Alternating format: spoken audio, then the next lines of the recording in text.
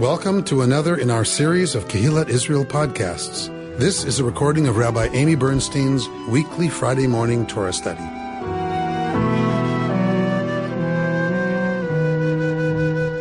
So to this morning's parsha, we're in chapter 26 of Deuteronomy. We're in Parshat Tavo, when you come. So meaning when you come to the land. So this is Moses finishing the last presentation of legislation in Deuteronomy to the people and beginning at this point other kinds of instructions about what's to happen as soon as they enter the land.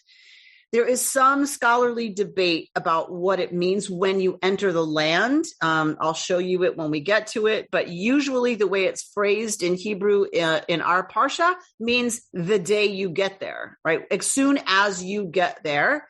But then what they're supposed to do and where they're supposed to do it doesn't really match how you could cross into the promised land and be where they're supposed to be within a day.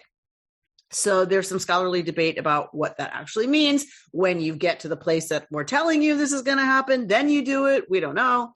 So I'll lift up for you some of the confusing stuff about it. But then I read a really interesting commentary that I really want to share with you. So I even, for y'all, I am learning technology. So I downloaded the upgraded and paid for the upgraded version of Scan Genius or Genius Scan or whatever, so that I could scan it and put it into Dropbox and be able to show it to you this morning because it's not available online. So that's what we're going to do today.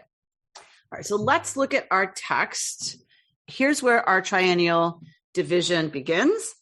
And what's just happened, and it's going to tie together the end of the first year triennial and this triennial in the commentary that I'm going to show you. So I want to show you this, which is a little bit before where we begin.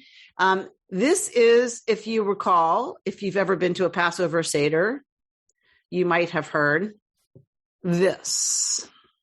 When they bring their first fruits, they are instructed to take them to the priests and say, I acknowledge this day before Adonai that I have entered the land that God assigns us. The priest says this, then takes it from the Israelite. You Israelite shall then recite as follows. My father was how does it say it in the Maxwell House Haggadah? It's not fugitive. What is it in the Maxwell House Haggadah? My father was a wandering. Lost? Oh.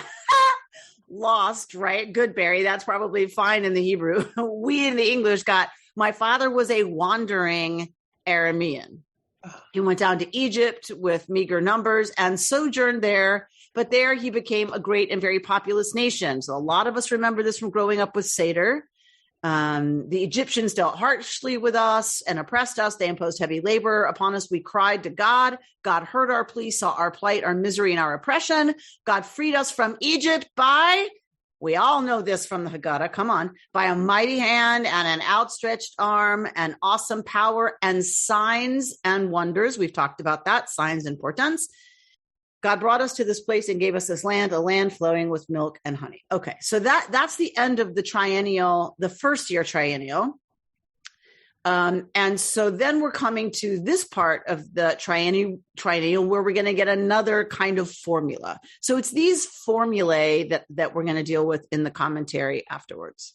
All right, so let's look at our text. When you set aside in full the 10th part of your yield, so this is tithing, right? In an agricultural community, a 10th of your yield of your harvest was your voluntary tax to support those who don't have. In the third year, the year of the tithe, and have given it to the Levite, the stranger, the fatherless, and the widow, that they may eat their fill in your settlements, you shall declare before Adonai your God, I have cleared out the consecrated portion from the house, and I have given it to the Levite, the stranger, the orphan, and the widow, just as you commanded me. I have neither transgressed nor neglected any of your commandments. I have not eaten of it while in mourning. I have not cleared out any of it while I was unclean, and I have not deposited any of it with the dead. I have obeyed Adonai my God. I have done just as you commanded me. Look down from your holy abode from heaven and bless your people, Israel, and the soil you have given us, a land flowing with milk and honey, as you swore to our ancestors. Okay. So this is one of these two statements to be made by an Israelite. These are some of the very few pieces of liturgy that we have from biblical times. We've turned stuff into liturgy from the Bible, like the Psalms and things that we believe probably the Levites sang on the steps. But actual Israelite liturgy, we have very, very little. We don't know if that's because there wasn't much liturgy, that most of it was performative, that you took your sacrifice, you took your tithes to the local shrine before Deuteronomy, before centralization of worship. Remember, they would have taken it to their local Levites. They would have taken it to their local shrine, to the local place where it would be distributed to the local poor. So, we're not sure if it was mostly performative, and so there isn't a lot of liturgy, or if we've just lost any kind of narrative about what the liturgy was that was recited in ancient Israel. We really don't know. So, but what we do have here are precious, pieces of liturgy that are preserved for us in Deuteronomy about what the Israelite was supposed to say when they brought these offerings. So the first was about recounting their story of oppression in Egypt, their ancestors being, and we could talk for days about what does it mean, a wandering Aramean. There are lots of different, you can imagine, commentaries on who that is, what that means. Is it Abraham? Is it Yaakov? There's lots of commentary written on that, and about the deliverance from Egypt, and then being brought to the land of Israel. And all of that is related to here's my tithe, right? How is it related? We were all slaves. We were brought to this land. This land does not belong to us. We are here on sufferance because God chose to give us this. God chose to liberate us and bring us here and give us the opportunity to live on this land and work it. It does not belong to us. It belongs to God. Therefore, I'm doing what I'm supposed to as an Israelite living on this land of flowing with milk and honey, flowing with, with flocks that give milk, and honey meaning date honey, so that there are date palms, which means there's water and other kinds of things that grow. That is what milk and honey means, that it can support flocks for the semi-nomadic pastoralists, and it grows date palms, which means agriculture. So both the semi-nomadic pastoralist and the agricultural tradition, remember we talked about both of those merging in ancient Israel. They were in tension, but they also merged into one entity called Israel. And that merger is expressed in chalav udvash, milk and honey, semi-nomadic pastoralists and agriculture. Okay. So in order to earn staying in this land, then we give to the Levite and the stranger, right, and the widow and the orphan, all of those who are disempowered in this particular system. We could talk for days about who that is in our West Los Angeles American culture, who that is in Barry's modern Israel, who that is in today's Turkey. We could talk at great length about what words we would put in here, what terms we would put in here. But in ancient Israel, it was those who didn't have land to work, who were the most vulnerable, who did not have a male head of household to protect them. They were very vulnerable to exploitation, to abuse, to suffering, to death. So that is our obligation. The Israelite acknowledges to give to these folks. That's what enables Israel to stay in the land. So now here's the second. So here's the part. And then there's argument about what does this mean in the third year, the year of the tithe. They're supposed to tithe every year. So what does that mean? The third year, the year of the tithe.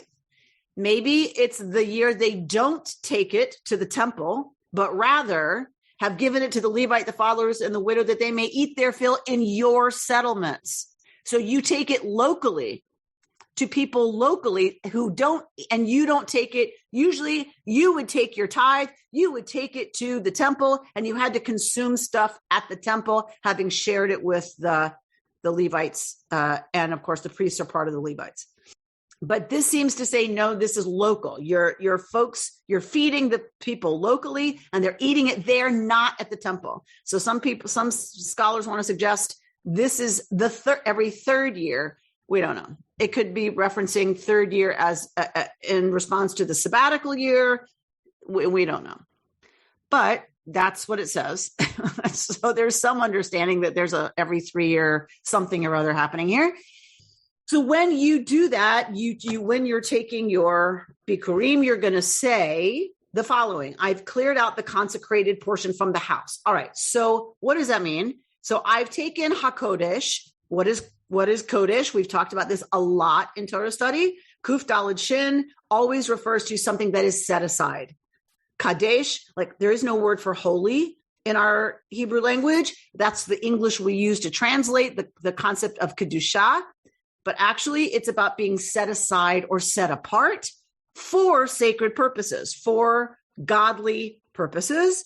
And in this case, the tithe, that food that is tithed, is kadosh. It is off limits for anything other than the purpose it's designated for, which is to serve the folks we've mentioned. So you're going to make a declaration that you have cleared out all of the Kodesh, everything that was to be set aside, that you have given it to the Levite, the stranger, the orphan, and the widow, just as you commanded me, you God. I have neither transgressed nor neglected any of your commandments. And so this can refer to the and this refers, say, the scholar that I study in the JPS commentary is really directly related to the tithe. It's not trying to say, I've never done anything wrong, right? I've never broken any commandment. It's really about the commandment to tithe. I've not eaten of it while in mourning. So what does that have to do with why it's a thing? Why mourning?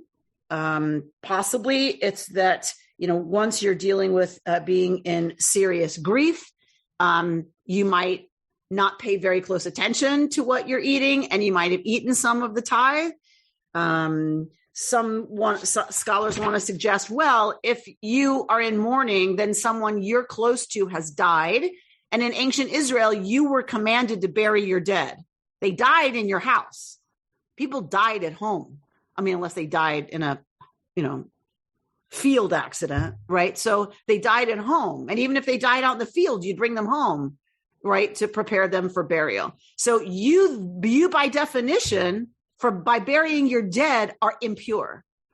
You have become impure. We've talked about this a lot. It can't be a bad thing, because if you're commanded to do it as a mitzvah, then it can't be a bad thing that you're impure. But if you're impure, you probably shouldn't be handling that which is going to go to the Leviim, right? And that is designated for sacred purposes. You probably shouldn't be. That may be a taboo in ancient Israel. So for whatever the reason is, I've not eaten of it while in mourning. I've not cleared out any of it while I was in a state, right, of being tameh, of being impure. Because again, you shouldn't have contact with that which is going to be sanctified while you are tameh.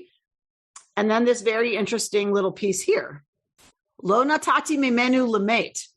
I've not given any of it to the dead. The heck is that? So what the heck is that? We know that in ancient Israel, in Ugarit and in other places around ancient Israel that predate ancient Israel, there was a custom of bringing food and drink offerings to the dead. We do have archaeological evidence in the neighborhood from the biblical period where there is holes drilled into the floor in burial places where presumably one would put food and drink down those holes to feed the spirits of the dead. We do have attestation of some of this stuff in in Tobit, which is late Second Temple period. In Tobit 4:17, it says, pour out your bread and wine on the tomb of the just and do not give it to sinners.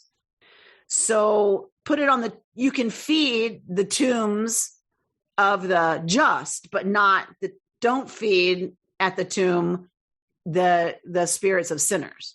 So that is some indication for some scholars that this was going on in late Second Temple times in Israel. Torah never says you can't do that.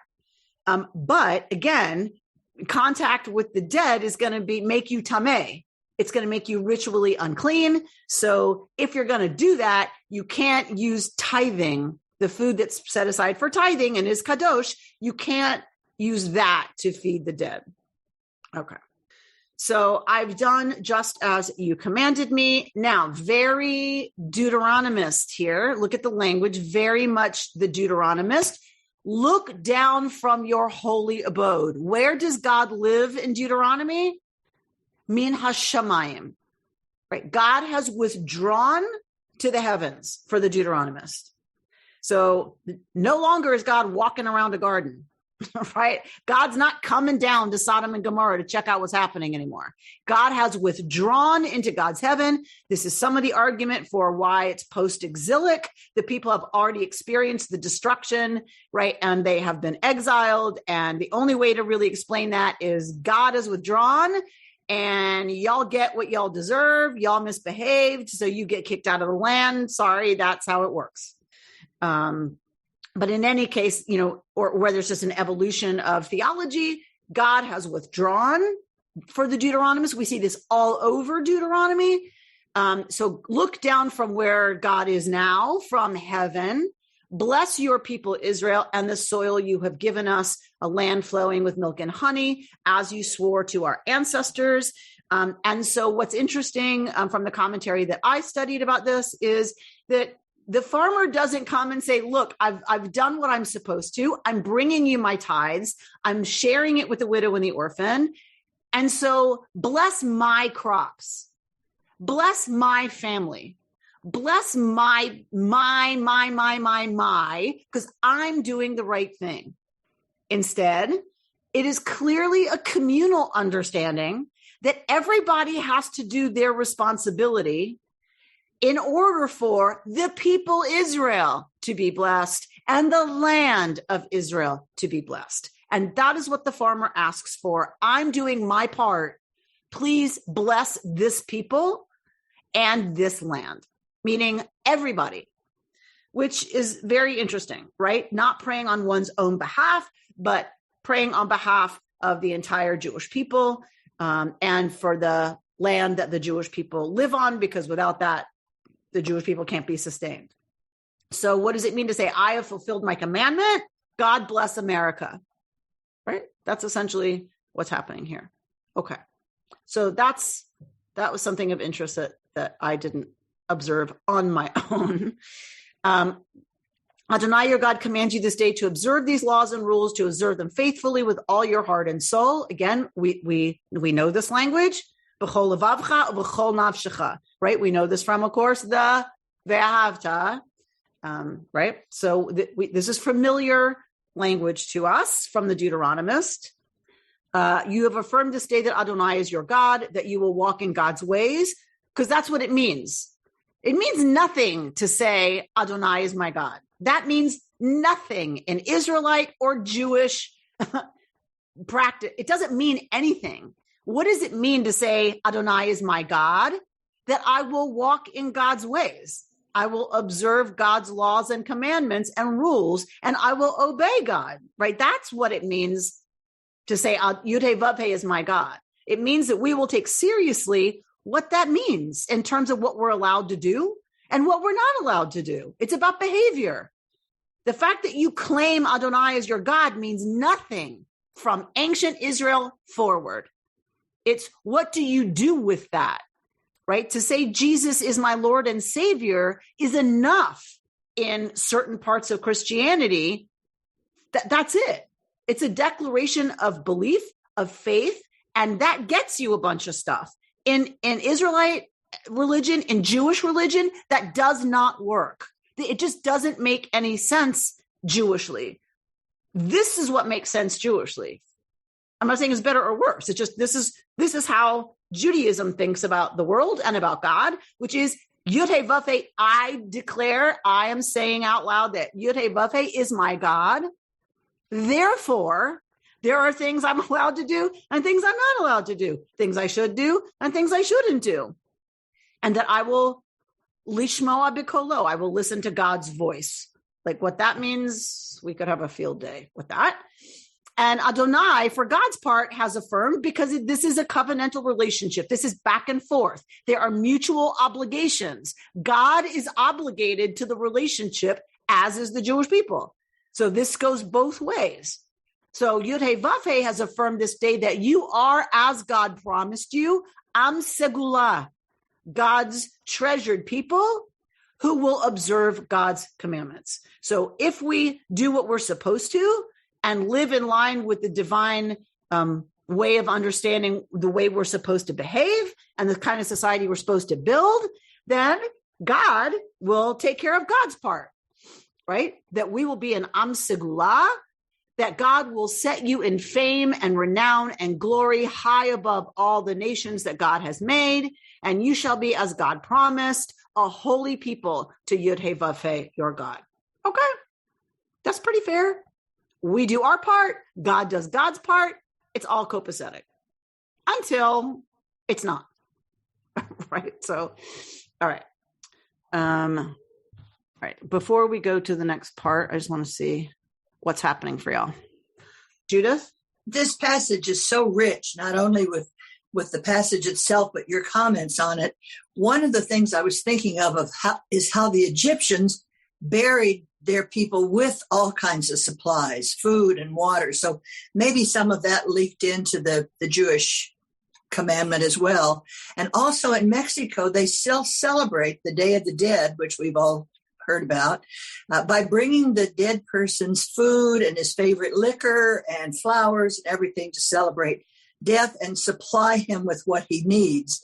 And then I had heard that the Kohanim are never allowed to touch the dead or deal with the dead. So how did they deal with burying their dead, and how do they deal with it now? And finally, if there's one bad apple who doesn't do, this is for all of Israel, it's not just for individuals. I know how I feel when I hear that Bernie Madoff, for example, is Jewish. It makes me feel like my whole people is at fault. And I think that's used against us in many cases as well, that, oh, see, he's a Jew. And finally, what you're talking about is walk the walk and not just talk the talk, is your wonderful expression, Godding. It's Godding that's important, more so than the term God. More so than our belief. Yes, right. What we believe doesn't matter unless and until we're ready to translate that into how we behave. Right. To get at your points in order, if I can remember, so all over the ancient world, there's a belief in some kind of connection between the dead and how the living can sustain them. The remnant that we have that we still do is Kaddish. Right. Kaddish was originally about helping the soul get out of Gehenna a little early. Move on. And so El Male Rachamim is a little bit of that, right? Mm-hmm. So we still have a remnant of trying to help the dead as much as we can. We just have a much less of a sense of connection to that. Now it's for us that we say Kaddish. It's to remind us. Well, but some people really believe that they're helping their loved one's soul move on quicker from Gehenna to Olam Haba, to the world to come. But be that as it may, there certainly was a much more active belief in sustaining, right, and helping dead folks do what needs to be done. And certainly that it seems that there's some of that left by the time we're looking at Deuteronomy, and maybe even later. And in terms of the priests, right, priests are not supposed to become defiled, so other people take care of the dead. The priest's wife can do it. Right. So or his brother, or cousins and whoever is not serving as a priest. Today, we have a remnant of this. Kohanim still don't go to be in the same room as a corpse. So for what purpose, I don't know, since we don't have a temple and they're not going to be serving in the temple and they don't have to be ritually pure. And everybody is ritually impure because there is no para aduma. There's no calf whose ashes we can use to purify. There's no way to purify anybody now. So what they're staying pure for? This is a remnant. This is a remnant. A fiction, right? So it's a remnant. Yes.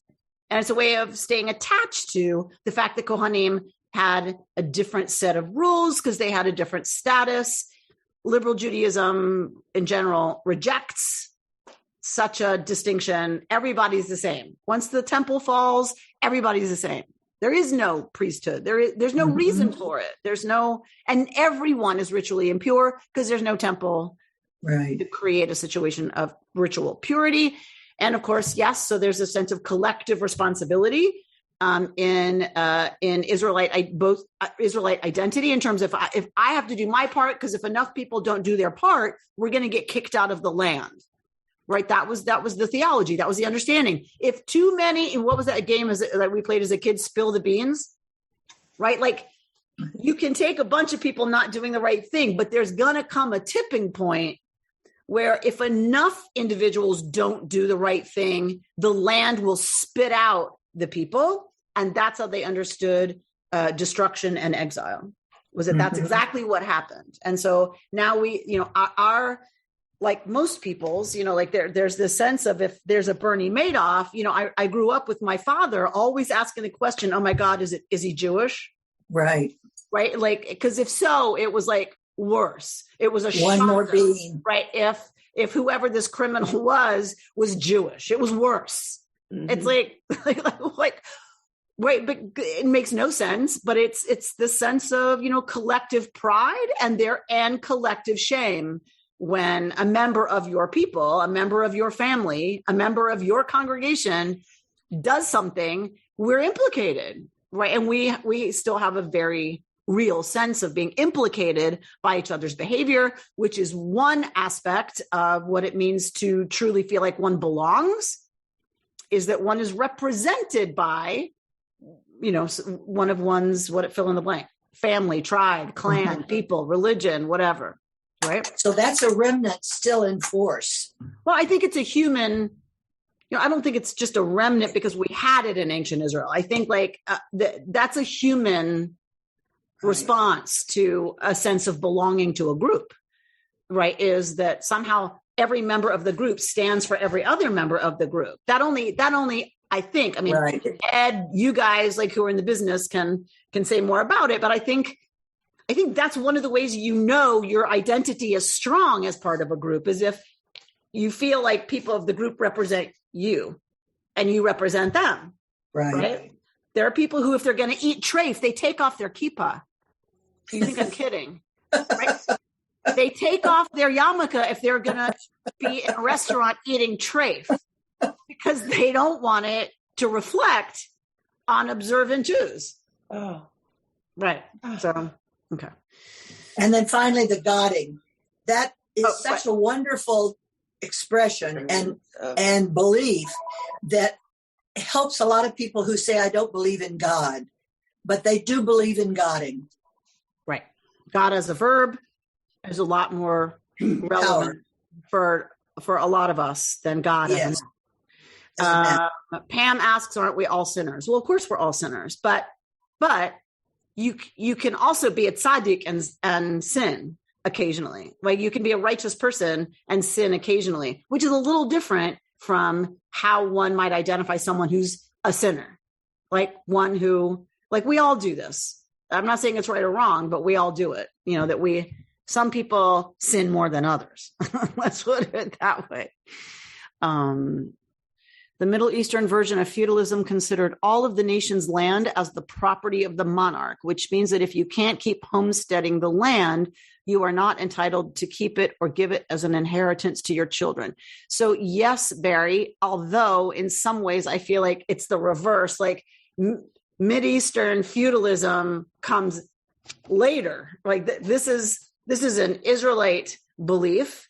But there are some who believe that the reason the Canaanites converted happily to Yahwism is because they had been exploited by feudalism, and they then when they were liberated from that feudalism by Israelite theory and political system, and to some degree socialism, and albeit a very stratified socialism, that they bought in to the story of themselves being liberated from oppression by Yud He Vav He, because now they were part of a system where if their crops failed, they would be fed, as opposed to the feudalism before ancient Israel, which meant the Canaanite I'm using medieval language now, but serfs would serve, right, as you said, the king who owned the land.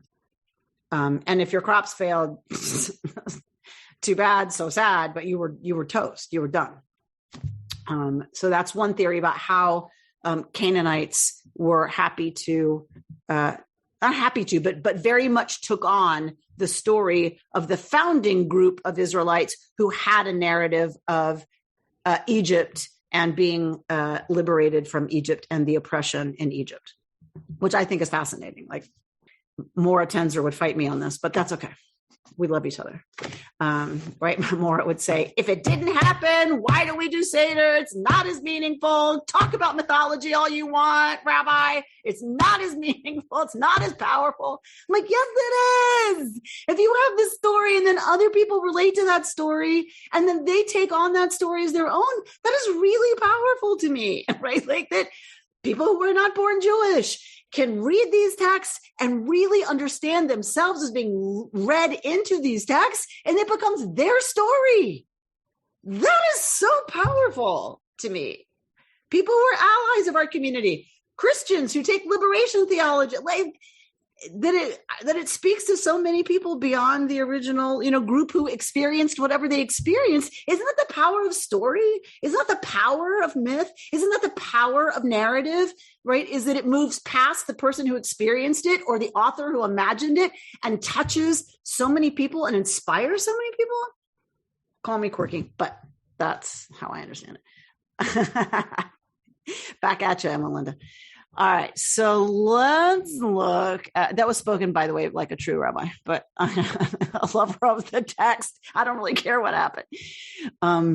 Imagine the Star Wars, Star Trek feud. God forbid, chas v'chalila, Barry, that there should ever be a feud between Star Wars and Star Trek. God forbid 1,000,000 times. Oh my God, my universe would crumble. Oh my God. Whew.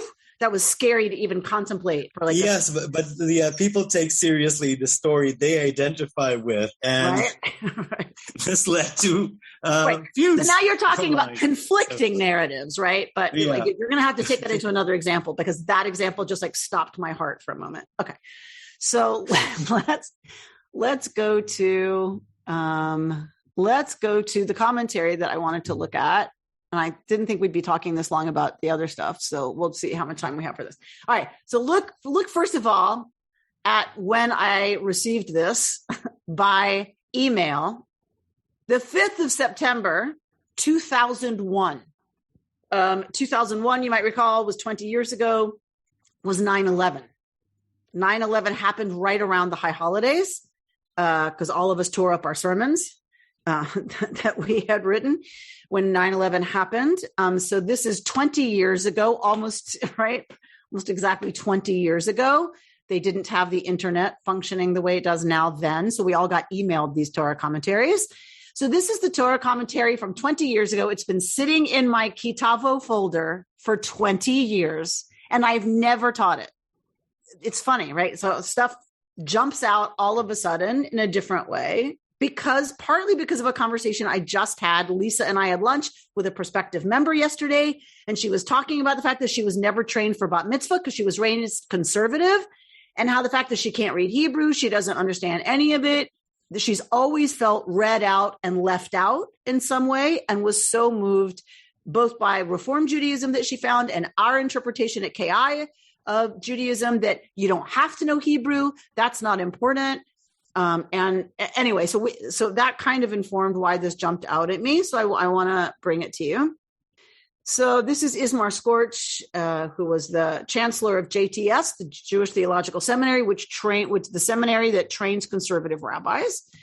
And so he's talking about our statement by the Israelite when they bring their fruits, the first fruits. The formulaic synopsis of Israelite history to be recited by every pilgrim is found here in Deuteronomy 26, 5 through 10. It's, becomes the core of the Passover narrative. So then he starts to talk in general about ritual. Ritual at its best yields patterns of living, kind of what we were just talking about, Judith. To inculcate feelings of gratitude, the Torah required of all pilgrims, whenever they came, to intone individually in the presence of a priest the requisite thanksgiving prayer. And surely many must have known it by heart and recited it unaided. The Mishnah informs us centuries later that for those who could not, the priest would have them repeat the prayer after him. But the concession proved counterproductive. The unlearned felt embarrassed and stayed away. Thus, at some point, the temple leadership decided that the priest should prompt everyone, irrespective of their knowledge of Hebrew. What triggered the problem was the growing prevalence of Aramaic among Palestinian Jews in the days of the Second Temple. Gradually, Hebrew ceased to be the spoken language. Yet the Mishnah insisted that the Thanksgiving prayer over first fruits had to be rendered in Hebrew. Hence, to preserve the ceremony of first fruits in a time of change called for accommodation elsewhere. To be sure, after the destruction of the temple by the Romans, the whole matter seemed irrelevant, except if you hoped for its imminent restoration, which the Mishnah certainly did, right? Once the temple's destroyed, you don't have this ritual anymore. But they're still talking about it in the time of the Mishnah, because at the time of the Mishnah, they're still hoping the temple will be reestablished. So you still have to worry about, do you say it in Hebrew or not? If everyone is speaking English, do you have to say the Shema in Hebrew? And if people don't know it and don't read Hebrew, what are you going to do? What did we do? We invented a system whereby the cantor or the service leader says the stuff in Hebrew. What does the congregation say? Amen. And by saying Amen, you get official credit for having said everything that the Shatz, the Shaliach Tzibor, the leader of the service, just said. That is this. That's this, people, that it's this old, this idea that the Jews weren't speaking Hebrew, right? It's already here in the time of the Mishnah, that Hebrew was no longer something they knew how to do. So do you just say, fine, say it in Aramaic? Fine, say it in Spanish. Fine, say it in Ladino. Fine, say it in English. That was not the answer. And in many ways, it's still not the answer. We are still living this solution to the problem, to the challenge of requiring some stuff in Hebrew, like Kaddish, which is Aramaic, because that's what was spoken, right, among the people who wrote the Kaddish. They wrote it in their English, right, which we now insist on saying in Aramaic, right? Which is very funny to me, but okay. Not funny, haha, but the leadership understood the incontrovertible reality that adults do not like to be embarrassed. How many Jews stay away from synagogues because they are discomforted by the intricacies of Jewish ritual? Theological, historical, or even mystical explanations of a particular rite miss the mark of the impediment lies in the doing. We give insufficient time to helping the uninitiated learn the choreography of an aliyah to the Torah, or donning a talit, or saying the Amidah, or reciting the mourner's Kaddish. Meaning often flows from performing the mitzvah unself-consciously. How many people have said to me, Rabbi, I didn't have a bat mitzvah, so I can't wear a talis. I didn't have a bar mitzvah. So what? What does one thing have to do with the other? Nothing. But many women have said to me, wait, I can't do that. Like, that's for men. I grew up with men doing that. And if I put it on, I feel weird. Well, you feel weird because you're self-conscious about it, because you've never done it. But if you do it 732 times, my bet is you're not going to be so self-conscious about it. And therefore, it's not off-putting anymore, right? It becomes something one does. Okay. So there's a lot of things going on here. I know that, but I just want to bring a few more forward. It is conceivable that sensitivity to people's discomfort could have taken the form of allowing Israelites to offer the Thanksgiving prayer in the language that they knew best. On the issue of the Hebrew, the rabbis of the Mishnah were not doctrinaire. They permitted the reciting of oft-repeated prayers like the Shema, Amidah, and the grace after meals in a language other than Hebrew. But neither were they indifferent. The authors of the Mishnah and Talmud struggled to blend polarities to yield a balanced Judaism, noteworthy both for its fidelity to the past and its responsiveness to the present. Hello, Mordechai Kaplan, right? The past has a vote, not a veto, right? A famous Kaplanian saying. It's not just Reconstructionism. I think, when we're at our best, that's what we're doing as Jews, whether you're Reform, unaffiliated, whatever. When we're at our best, we're trying to create a balanced Judaism noteworthy for its fidelity to the past and its responsiveness to the present. The function of religion is not only to accommodate change, but to hold aloft a vision of the ideal is also indispensable. Stretching helps us grow. A Judaism without Hebrew has lost a vital measure of its authenticity. It is our unique Lashon HaKodesh, precisely because it served as the medium in which Israel first experienced God, the vehicle through which Torah morphed into an unending corpus of rabbinic literature, meaning if you just abandon the Hebrew, we wouldn't have all these word plays and all of this amazingness that comes out of the rabbinic interpretation, right, of the Hebrew, the deepest expression of the Jewishness of the Zionist state. So now he's going to go into how Hebrew was fundamental to the Zionist enterprise and in Israeli identity. Like imagine if people just came back to Israel and spoke whatever they spoke in the countries that they came from, right? So not only would it be a mess because who would understand each other, or just adopt English. That was kind of, as the language of the modern world, just adopt English. So, and there's a lot of tension, as we've talked about before, about, even in modern Hebrew, how much English has crept into modern Hebrew, right? The purists in Israel are upset, when someone calls something a computer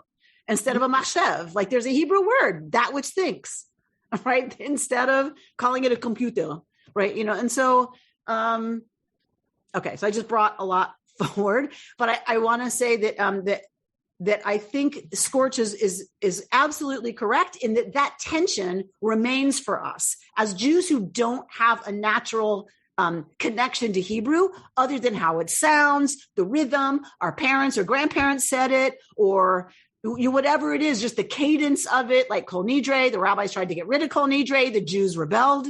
The Jews didn't care what Kol Nidre meant. They loved the sound. And they needed it. They wanted to keep it on the holiest night of their year. They didn't care what it meant. The rabbis were very worried that it sounded like abracadabra. And they wanted to get rid of it because they no longer believed it. And it's like, the people were like, we really don't care what you believe. Abracadabra works for us. Thank you. You won't be taking it. Rita, speak. I just wanted to remind everybody, most of us probably know, that Rabbi Kaplan was trained at the Jewish Theological Seminary. So his roots were there, and he modified it, but a lot of the message that we just read probably would have resonated with him. 100%. Kaplan just pushed it further, right? Kaplan and his students just pushed it further, but 100% he was grounded in what we call the historical movement, which became the conservative movement. 100 million %. He retired from JTS at the age of 83 to found the movement, right? And taught till he was 103.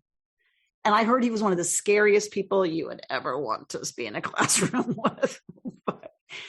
So I think what I'd also like to just, bring forward about this is an honesty about a real struggle for us around how much Hebrew to retain, how much ritual to retain, when Jews aren't so responsive necessarily because they don't know the choreography. They don't know what they're supposed to do, and therefore they're a little embarrassed. And none of us like to be embarrassed. And so we kind of step back if we fear we might be embarrassed, right? And our tradition takes shame very, very seriously, right? They call it halbanat panim, the whitening of the face, and it's akin to murder because it's one of the worst things. And again, people who have studied any of this stuff know that it's one of the most devastating human experiences is to experience shame. And so it's a deeply, deeply disruptive, very destructive experience. And if one experiences it repeatedly, like in childhood, it can define who you are as an adult because it's so devastating to us. And so, because once upon a time you were left as toast, right? You know, you were dead. If you were too embarrassed, it meant you got left by the tribe. So what am I saying? This makes me want to start another group. This makes me want to start a group that wants to study the choreography of the service. Like people like see some of us taking steps backwards and then we bow. What the heck is that about? What are you bowing at? As one of my friends called it, bowing to the box. I'm like, we face the ark. We face east and we bow towards the temple. We are not bowing to the box. Oh my God. But it can look like that. To somebody who doesn't know what you're doing, you're bowing at the box. You know, right? So what is all that business? Why do I touch a mezuzah and kiss it? What is that? Like, and people feel weird doing that. Why would I do that? Why is she doing that? But if I don't do it, like, is it because I'm uncomfortable? Like, I don't understand it. And so I don't know. So is there a part of you that would love to offer kind of a like 3-session? Lee, are you signing up? All right, great. Susan signs up. Robin signing up. Oh, Lisa, look at all these hands. Okay, that's going down. I'm calling Rebecca. We're gonna schedule that because there's so much beauty in some of the choreography, and it needs to be reconstructed if one doesn't relate to it. That's fine, and you never have to do any of it. But if you don't know it and understand it, why would you relate to it? Harvey Friedison, this is great. Why would you relate to it? Why would you even try it? Right? If you've never put on a tallis and don't know how, why would you try it? But if someone teaches you the beauty of that and you get to experiment with it and you get to play with it, knowing this is a laboratory and you get to do it at home as much as you want, it changes the possibility that we can enter into and then take on as our own some of that choreography and some of those rituals that bypass the thinking logical brain about, should I be bowing? Like, try it. I personally love it. Because where else do we physically express an understanding that we're not everything? We're not all that important. We say things like that, but where do we actually physically do that? Acknowledge, right? Bowing is very, I don't know, there's something very satisfying to me about it that is not rational. And it wasn't put into place to be rational, right? It was put into place because that's what one did. It's like right now, how do y'all feel about not shaking hands and not hugging and kissing people? It's making me crazy. I don't know about y'all.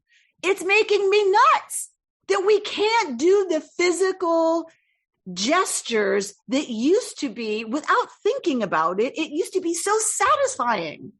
Right? I love a good handshake. My father of blessed memory taught me, look someone in the eye and shake their hand firmly. None of this dangly fish stuff. You can't trust somebody who doesn't have a firm handshake. People, particularly men, always say to me, wow, that is some handshake. I'm like, yeah, it is. Right? What do you have against the fish stuff? This whole wet noodle hand that some women in particular give you when they I wasn't referring to that. Right. Since we have a fish here. What's that? Anyway, so do you remember Amy in the KI Players when they did the takeoff on Fiddler on the Roof, and it was some set, some rise, some set. No, it's some rise, some sit. Some rise, some sit. Right. For the Shema. For the Shema. Do you stand or sit for the Shema, right? So people get very attached to whether or not they stand or sit for the Shema. And if you ask them to do the opposite, watch what happens. they get really wonky, right? It's not rational. Because it's not rational doesn't mean it's not powerful. In fact, some things are more powerful when you're not thinking about it. You're doing it because when the Pledge of Allegiance, like when I cover my heart for the Pledge of Allegiance, that's meaningful to me, right? As a gesture, and it's deeply meaningful to me as a patriot. And my father was a vet. And he was very attached to all of those I told you, he used to make us come out in the front yard, any American holiday. He'd put a flag in the holder in the brick on the front of our house, and the whole neighborhood would have to come, and he'd make us all put our hand over our heart and say the Pledge of Allegiance. So I hated it as a kid, having to do that. It was so embarrassing. And as an adult, I'm so glad, right, that it was inculcated in me, that the attachment to that physical expression of American liturgy.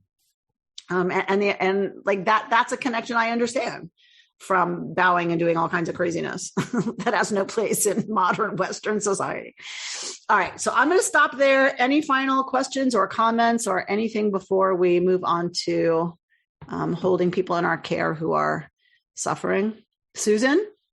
The thought of abandoning Hebrew to me abandons Judaism. We've had guests from Mexico, from Argentina, from Brazil for Sabbath, and everyone says the blessings, albeit with a different accent on the Hebrew, says the blessings together, and then we can say it in our vernacular.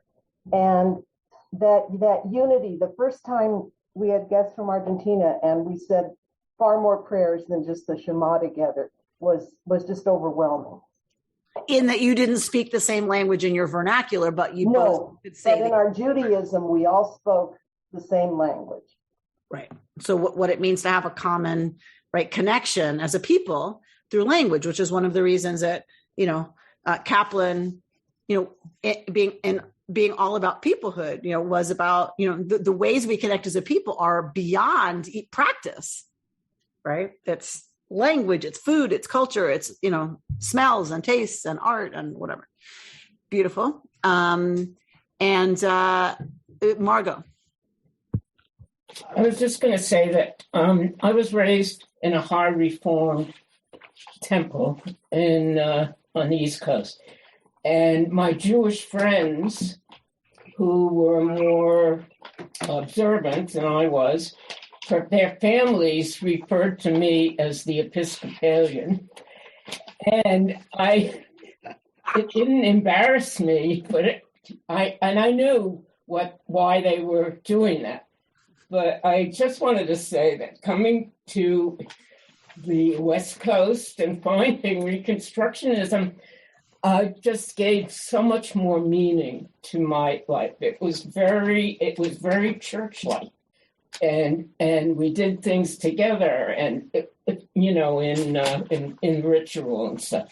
But I really found that this is something maybe that I was searching for all my life, but maybe, I don't know. But there was one thing, if I can go on for a minute or two. No. Rabbi Green. I love Margot. Rabbi Green was once giving a session out here on the West Coast. I think it was a retreat. And people were saying, well, how can you, think like a Reconstructionist, but be so observant and do all the rituals from the past? And he used the term, I step in and I step out, and I never quote. And I remember him saying that, and it's always been very meaningful to me. Nice, Margot, right? And that's, Kaplan, translate that step in, step out into Kaplanian. And a Kaplanian way to say that is we walk fully into civilizations, fully in the American English speaking, rational, we don't do weird stuff like that, civilization, and the Jewish civilization, which has attached deep meaning to many of these things, and it finds richness and meaning in a different language, and in different rituals that are not American rituals. So yeah, very Kaplanian. And that is not to say that, and that's not to say that Reform didn't have its way of doing that too, Margot, right? You know, Reform said, okay, well, let's take what's important to us as Americans, standing for the Pledge of Allegiance, standing for the Star Spangled Banner. Let's take that and let's wed that to the Shema. If that's our important statement as Jews, then let's, as Americans, honor our Jewish important statements by standing for them. And that, you know, and so they added the Shema to the Baruch Hu in terms of what we stand for, literally what we stand for. And so I'm not saying that Reform didn't do it. Reconstructionism is the only one that did. I'm just saying we chose different things and different ways to do it. But anyway, so I don't want to be, I've been told I need to be maybe a little more sensitive to the fact that many people are not Reconstructionists. What made Kaplan so scary? What made scary? He was like serious intellectual, really old, really crotchety. I don't know. I don't want to spread Lashon Hara, but I just heard he was very scary. George. Yes, when I was in Cleveland many, many years ago, there was a Reformed shul, if you forgive me, and they were so Reformed they had Saturday services and Sunday morning. Yes. So that was one of the moves that the Reform movement made in America, was to say, if the time Americans observe Shabbat is Sunday, and that's when everyone agrees you don't have to go to work, you're not expected at, you know, things that Americans value that we're going to miss if we miss Saturday, then let's do it on Sunday. What day does it matter what day you celebrate Shabbat? Every seventh day. In the Torah, it doesn't say Saturday. In the Torah, it says every seventh day. Well, they have a point. Why does it really matter? The reason it continues to matter is the calendar is often what determines your identity, right? There was such a fight in the Talmud between two groups of Jews. They were so pitted against each other that one group moved Yom Kippur by one day. And how you identified was a huge statement. Which day did you fast? Thursday the 5th or Friday the 6th? That's how they defined, right, who was in and who was out of which group, was which day did you observe Yom Kippur? And it was, right, a huge divisive fight. Huge. Because, and like, that's what the Talmud lifts up as, like, it was so bad that they moved the date of Yom Kippur, right? So, like, it's the worst thing you could think of, is that you move a date on the calendar and now you're not observing, right? And so that move in America was just the limit. That was the line over which some Jews were like, nope, and nope. We do not observe Shabbat on the Christian Shabbat. We observe Shabbat on the Jewish Shabbat. Look at Torah. It doesn't matter, people. What mattered was, that is too far. To take our religious Shabbat observance and move it to the Christian Shabbat, not going to happen, right? And that was a line in the sand. And it didn't even take within Reform, by the way. I mean, it might have among many Reform, but the movement backed off it. Because just like Kol Nidre, it made no sense. But the Jews were like, ad kan, to here and no further. Yesh gvul mesuyam, right? There is a very definite boundary, and that's it. And who knows where that's going to be? In any given year, decade, era. Who knows where the line is for the Jews where we're like, to here and no further. The rabbis, the leadership didn't know it would be Kol Nidre, and they didn't know it was going to be Sunday, but turns out it was. It's like, okay, got it. That's where the Jews are. That's what we're doing. All right. So for now, they are where they are. The example I use a lot is a tree in your living room in the winter. What if someday it becomes a Jewish custom for Hanukkah to have foliage in the living room for Hanukkah, right? People freak out about this right now. They freak out. And it's like Kaplan would have said, whatever, if enough Jews do it at some point and reconstruct it and it becomes a holiday festival, then that's what it is. Who cares? It's a tree. It's a bush. Who cares?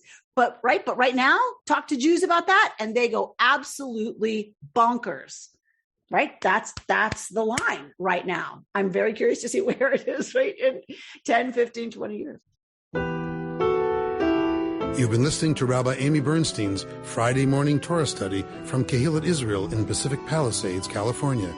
For more information, go to our website, www.ourki.org.